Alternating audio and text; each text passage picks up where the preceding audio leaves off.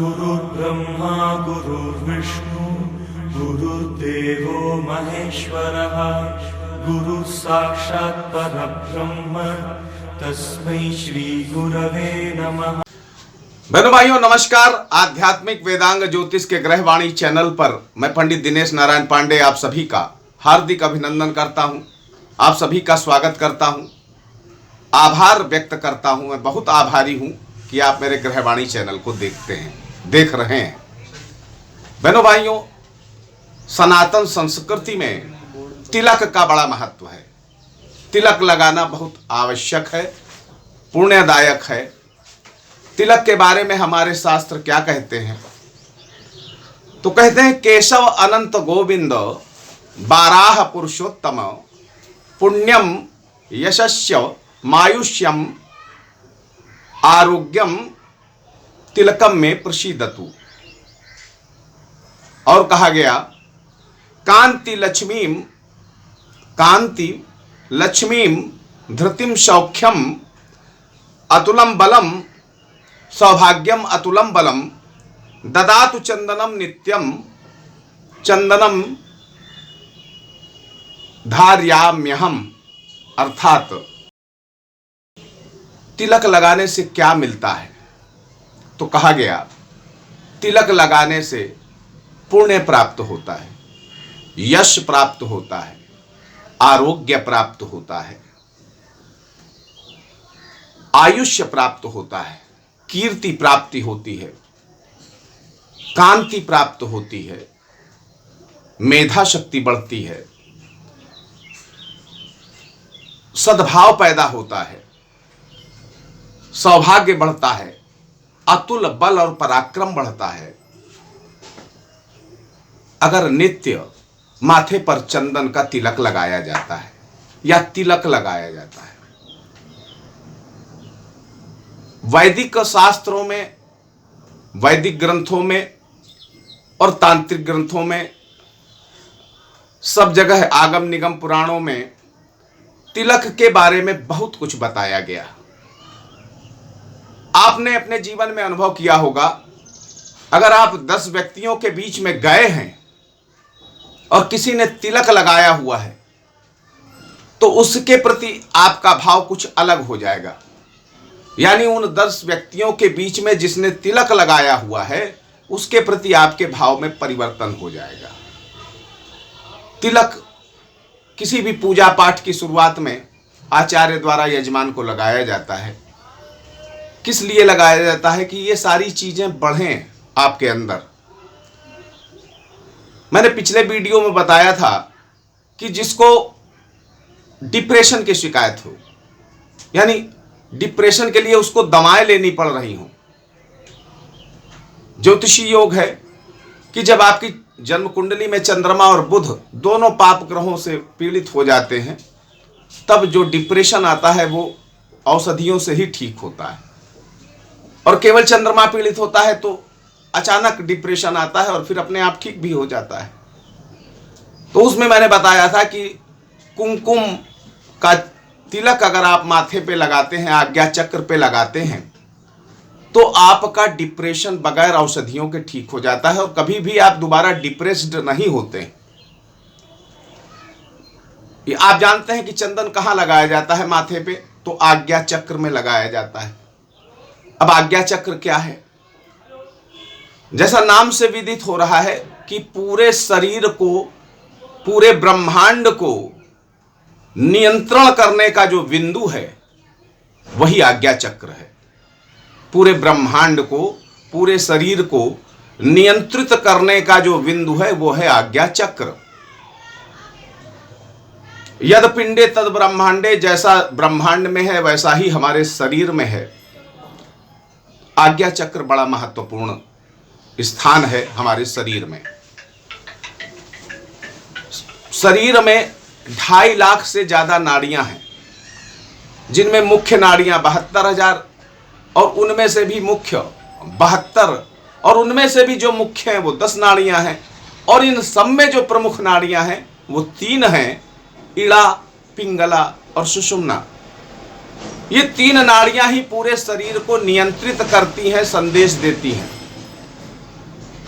ये तीन नाड़ियों का जो त्रिवेणी बिंदु है, जो संगम बिंदु है, वो है आज्ञा चक्र। आपका शरीर किस तरह से कैसा चले, आप कैसा दिमाग से निर्देश करते हैं, आपका दिमाग किस तरह से निर्देशित करता है शरीर को, ये सब आज्ञा चक्र के नियंत्रण में रहता है। इसीलिए इस आज्ञा चक्र को जागृत करने के लिए, आपकी सोई हुई शक्तियों को जागृत करने के लिए तिलक का प्राविधान है। बहुत दफे ऐसा होता है कि हमारी शक्तियां बहुत हैं लेकिन हम भूले हुए रहते हैं। हनुमान जी को भी याद दिलाना पड़ा था जामवंत को कि का चुप साधि रहु बलवाना, तुम्हारे अंदर तो असीम बल है, असीम शक्ति है, लेकिन तुम विस्मृत किए हुए हो। तो उस विस्मृत शक्ति को जागृत करने का जो चक्र है वो है आज्ञा चक्र। इसलिए आज्ञा चक्र को जागृत करने के लिए हर व्यक्ति को तिलक लगाना चाहिए। तिलक के अन्य कई प्रयोग भी हैं। आप संसार में अपने प्रति वशीकरण चाहते हैं कि जहां भी आप जाएं लोग आपकी वाह वाह करें, आपके प्रति आकर्षित हो जाएं, उसके भी प्रयोग बताऊंगा। इस वीडियो को आप लास्ट तक देखिएगा। बहनों भाइयों, लाल किताब में कहा गया कि ये जो पूरा ललाट है ये जन्म कुंडली का एकादश भाव है। एकादश भाव लाभार्जन का भाव होता है। जिंदगी में जो कुछ आपको लाभ मिलने वाले हैं वो एकादश भाव है। और जन्म कुंडली का जो द्वितीय भाव होता है वो आपकी पैतृक संपत्ति, आपके बैंक बैलेंस का भाव होता है। तो लाल किताब कहती है कि पूरा ललाट जो है वो एकादश भाव है और आपके ललाट का जो आज्ञा चक्र है वो आपके बैंक बैलेंस का भाव है। यानी अगर आप जिंदगी में आर्थिक समस्याओं से जूझ रहे हैं तो आपको तिलक लगाना ही चाहिए। और व्यक्ति अगर तिलक को रेगुलर लगाता है, नित्य लगाता है, तो एक समय आता है जब वो आर्थिक समस्याओं से उबर जाता है, आर्थिक समस्याओं से पार पा जाता है। फिर उसके दिमाग में आर्थिक समस्याएं तनाव बन करके पैदा नहीं होती हैं। इसलिए तिलक लगाना बहुत आवश्यक है। अब तिलक लगाने का जो शास्त्रीय विधान बताया गया वो भी मैं आपको बता दूं कि आप तिलक जिस समय लगा रहे हो तो किस अंगुली का आप प्रयोग करें, यहां भी महत्व बताया गया। अगर आप अनामिका अंगुली से तिलक लगाते हैं, अनामिका अंगुली यानी सूर्य की अंगुली, तो इससे अगर आप तिलक लगाते हैं तो ये शांति प्रदान करती है, आपको तेज प्रदान करती है, आपके चेहरे में कांति प्रदान करती है और आपकी आयु बढ़ाती है।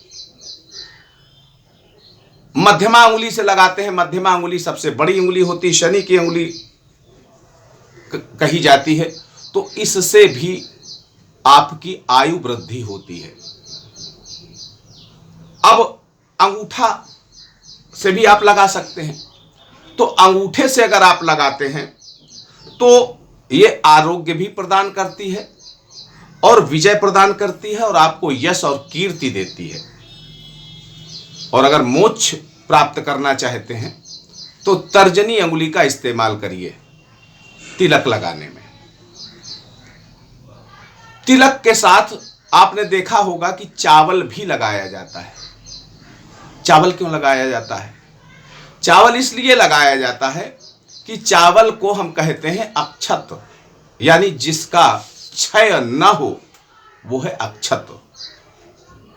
तो आपकी कीर्ति अक्षय रहे, आपका बल अक्षय रहे, आपकी मेधा शक्ति अक्षय रहे, आप अच्छे रहें, आपकी आयु अच्छे रहे, आपका ऐश्वर्य वैभव आपका अच्छा रहे, इस सब के लिए चावल का इस्तेमाल किया जाता है, यानी अक्षत का इस्तेमाल किया जाता है।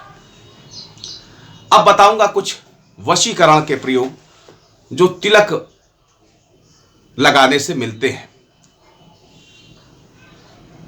आप सभी अगर ज्योतिष का थोड़ा सा ज्ञान रखते हैं तो एक बात आप जानें कि गुरु जब चंद्रमा के साथ मिल जाता है तो गज केसरी योग बनाता है।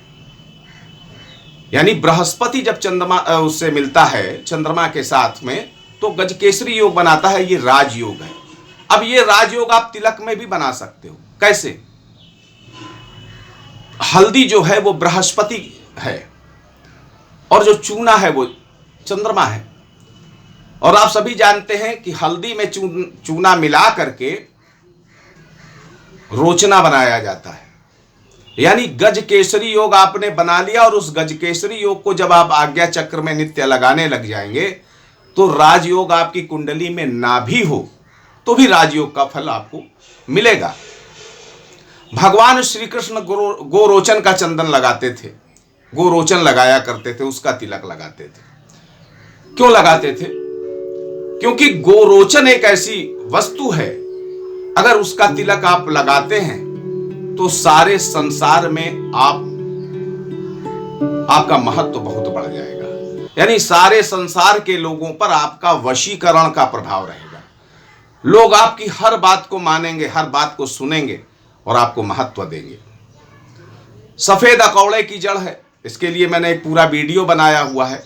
सफेद अकौड़े की जड़ को छाया में सुखा लें आप, और काली गाय के दूध में मिला करके उसको घिस करके अगर आप लगाते हैं तो ये भी वशीकरण का प्रभाव देता है। आपकी समाज में कहीं भी कोई पूछ ना हो, कोई आपको सब किक आउट करते हो, जरा ये तिलक लगा करके कुछ दिन देखिएगा, फिर बताइएगा कि क्या प्रभाव पड़ा आपके ऊपर। गोरोचन और सहदेई, एक सहदेई का पौधा होता है, उसकी जड़ को लेकर के और उसको अगर मिला करके आप माथे पे लगाते हैं तो भी वशीकरण बहुत स्थायी तौर पर होता है, यानी लोग आपको हाथों हाथ लेते हैं, आत्मबल भी बढ़ता है। जब आपको लोग इंपॉर्टेंस देने लगते हैं तो आपका स्वाभाविक है आत्मबल बढ़ेगा। बेलगूदा और बिजौरा नींबू, इसका रस लेकर के और बकरी के दूध में घिस करके अगर माथे पे तिलक करते हैं तो भी वशीकरण का प्रभाव बहुत अच्छा रहता है। अगर आप राजनीति में हैं या धर्म के क्षेत्र में हैं और चाहते हैं कि हमारी ख्याति खूब बढ़े और लोग हमको हाथों हाथ लें, हमारी बातों को महसूस करें, हमारी बातों पर महत्व दें, आपको नतमस्तक हों, तो एक मंत्र भी मैं बता दूं। अगर इस तिलक के साथ इस मंत्र का भी उच्चारण किया जाए, ओम क्लीम नमो नारायणाय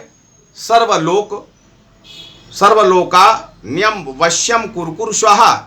अब ये मंत्र है, अब आप इस मंत्र का इस्तेमाल करते हैं तो अच्छा है, और नहीं करते हैं तो तिलक तो अपना प्रभाव देगा ही। साठी एक पौधा होता है, साठी की जड़ को लेकर के और इसी मंत्र से अभिमंत्रित करके अगर हाथ में बांध लें तो भी अच्छे रिजल्ट मिलते हैं। ये सारे प्रयोग इसलिए बनाए गए, ऋषियों ने इसलिए इनकी खोज की कि कोई भी मनुष्य हीन ना रहे, दलित ना रहे, पीड़ित ना रहे, समाज में उसको तिरस्कार ना मिले। इसलिए कहा गया कि तिलक लगाओ। आप अभी तक कुछ नहीं जानते रहे, लेकिन अगर आप तिलक लगाते रहे हैं तो आपने महसूस किया होगा कि जब आप पहले तिलक नहीं लगाते थे तब से और अब जब से तिलक लगाने लगे हैं, आपके जीवन में, आपके सामाजिक दृष्टिकोण में परिवर्तन हुआ है। लोग आपको इम्पोर्टेंस देने लगे हैं। और इस वीडियो को बनाने का मेरा उद्देश्य भी यही है कि सनातन धर्म की जो बहुमूल्य निधियां हैं ज्ञान की, वो आप उनको समझें और अपने जीवन में उतारें। तिरस्कार आपका न हो, क्योंकि आप भी ईश्वर की दी हुई असीम शक्तियों के स्वामी हैं। आप सुखी रहें, समृद्ध रहें, इसी मंगलमयी कामना के साथ आपसे विदा लेता हूं। प्रेम से बोलिए जय माता की।